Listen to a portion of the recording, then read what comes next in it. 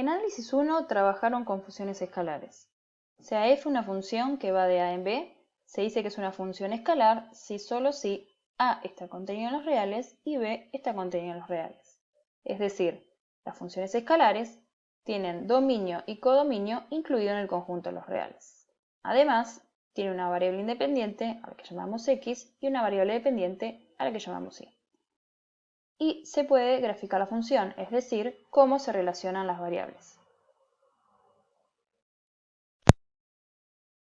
Ahora bien, acá vamos a trabajar además con otro tipo de funciones, por ejemplo, las funciones vectoriales. Sea f una función que va de a en b, se dice que es una función vectorial solo si a está contenido en los reales y b está contenido en Rn, con n mayor o igual a 2.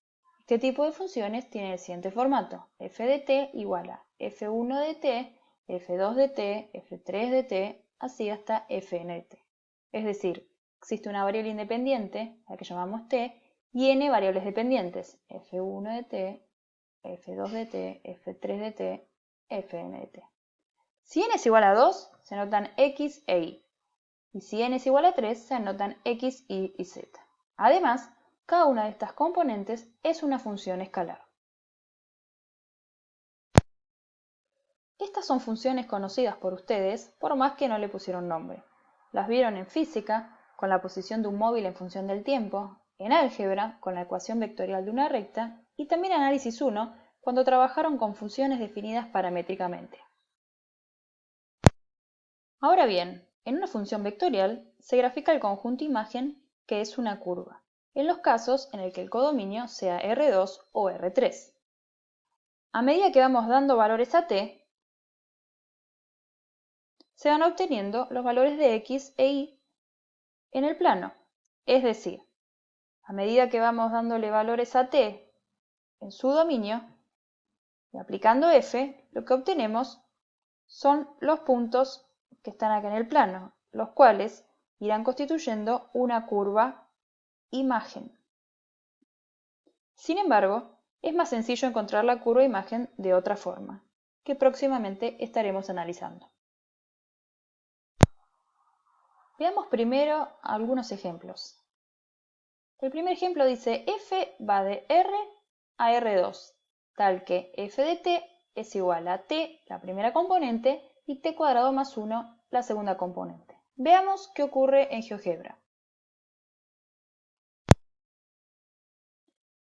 A medida que vamos dándole valores a t, se van obteniendo puntos en el plano.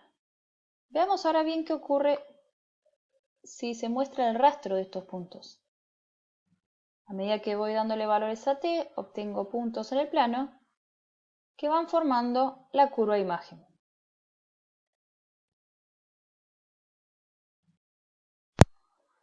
Un segundo ejemplo dice g va de R a R3, tal que g de t es igual a 2 seno de t, la primera componente, coseno de t, la segunda componente, y 3 la tercera. Veamos qué ocurre cuando lo ingresamos en GeoGebra. A medida que vamos dándole valores a t, se va formando la curva que se ve en pantalla. Giramos un poco para que se aprecie.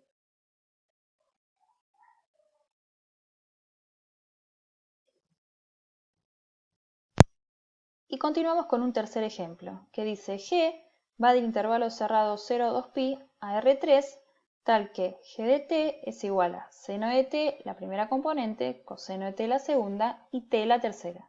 Veamos qué ocurre cuando ingresamos a GeoGebra. En GeoGebra, lo que se puede ver es que a medida que le damos valores a t, se obtiene la curva que se observa en pantalla. Giramos un poco para que se aprecie, y es esta curva, que está aquí en negro.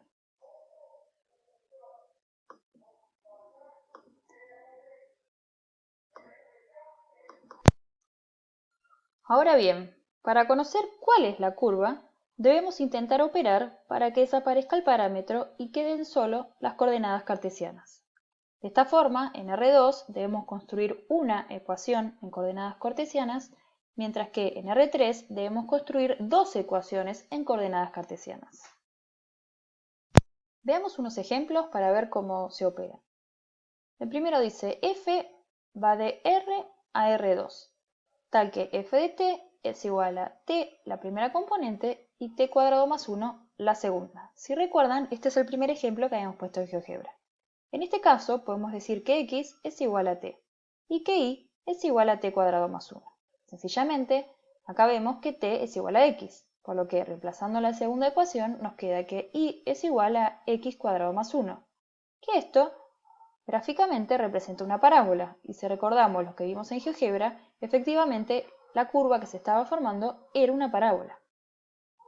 El segundo ejemplo va de R a R3, tal que g de t es igual a 2 seno de t la primera componente, coseno de t la segunda y 3 la tercera. En este caso, el codominio es R3, por lo cual tendremos que obtener dos ecuaciones cartesianas. En este caso, x es igual a 2 seno de t, y es igual a coseno de t y z es igual a 3. Si elevamos convenientemente las dos primeras ecuaciones al cuadrado, nos quedará que x al cuadrado es igual a 4 por seno cuadrado de t e y al cuadrado es igual a coseno cuadrado de t. Haciendo un despeje sencillo, nos queda que x cuadrado sobre 4 es igual a seno cuadrado de t y que y al cuadrado es igual a coseno cuadrado de t. Sabemos de antes que seno al cuadrado de t más coseno al cuadrado de t es igual a 1, por lo que x al cuadrado sobre 4 más y al cuadrado también tendrá que ser igual a 1, y z seguirá siendo 3. Si recordamos de GeoGebra, este es el segundo ejemplo, el cual representaba una elipse, que está acá, en z igual de 3. Veamos un ejemplo. X cuadrado más y cuadrado igual a 4 y z igual a x. Sabemos que esto se encuentra en el primer octante. Si sabemos que x cuadrado más y cuadrado es igual a 4, podemos deducir que x es igual a 2 coseno de t y que y es igual a 2 seno de t. Veamos que si elevamos 2 coseno al cuadrado y 2 seno al cuadrado y lo sumamos, lo que obtendremos es 4, que es efectivamente lo que teníamos acá.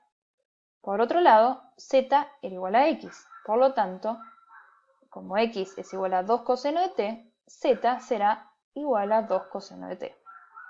Ahora bien, x y z deben ser mayores o iguales a 0, por lo que 2 coseno de t tendrá que ser mayor o igual a 0, y 2 seno de t también tendrá que ser mayor o igual a 0. Por lo tanto, t se encontrará en el intervalo que va de 0 a pi sobre 2. Dicho esto, la función irá desde el intervalo de 0 a pi sobre 2 hacia R3, de forma que f de t será 2 coseno de t, la primera componente, 2 seno de t, la segunda, 2 coseno de t, la tercera.